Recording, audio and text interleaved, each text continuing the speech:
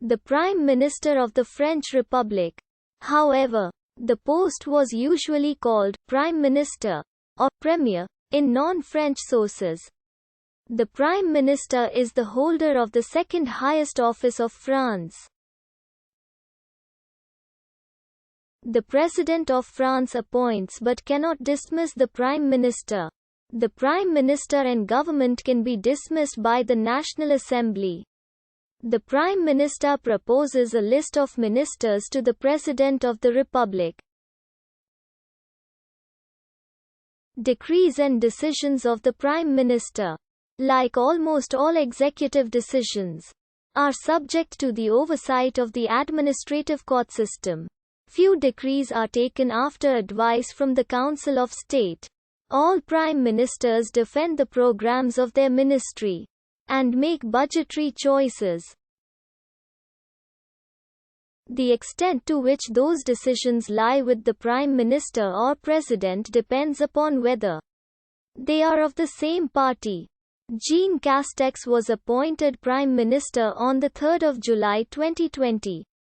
The Prime Minister is appointed by the President of the Republic, who is theoretically free to pick whomever he pleases for the post. In practice, because the National Assembly does have the power to force the resignation of the cabinet by adopting a motion of censure, the choice of Prime Minister must reflect the will of the majority in the Assembly. For example, right after the legislative election of 1986, President François Mitterrand had to appoint Jacques Chirac Prime Minister, although Chirac was a member of the RPR and therefore a political opponent of Mitterrand. Despite the fact that Mitterrand's own Socialist Party was the largest party in the Assembly, it did not have an absolute majority. The RPR had an alliance with the UDF, which gave them a majority. Such a situation, where the president is forced to work with a prime minister who is an opponent, is called a cohabitation. While prime ministers are usually chosen from amongst the ranks of the National Assembly, on rare occasions the president has selected a non-office holder because of their experience in bureaucracy or foreign service, or their success in business management. Dominique de Villepin, for example, served as Prime Minister from 2005 to 2007 without ever having held an elected office. Although the President's choice of Prime Minister must be in accordance with the majority in the National Assembly, a Prime Minister does not have to ask for a vote of confidence after his or her cabinet's formation. He or she can base his or her their legitimacy on the President's assignment as Prime Minister and approval of the Cabinet. According to Article 21 of the Constitution, the Prime Minister shall direct the actions of the government.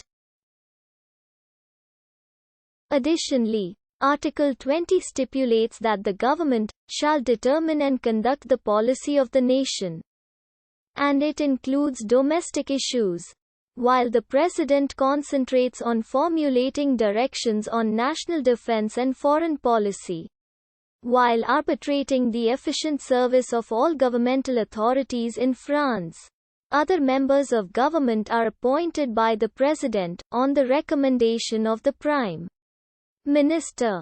In practice, the Prime Minister acts on the impulse of the President, to whom he is a subordinate, except when there is a cohabitation, in which case his responsibilities are akin to those of a Prime Minister in a parliamentary system. The Prime Minister can engage the responsibility of his or her government before the National Assembly. This process consists of placing a bill before the Assembly, and either the Assembly overthrows the government, or the bill is passed automatically.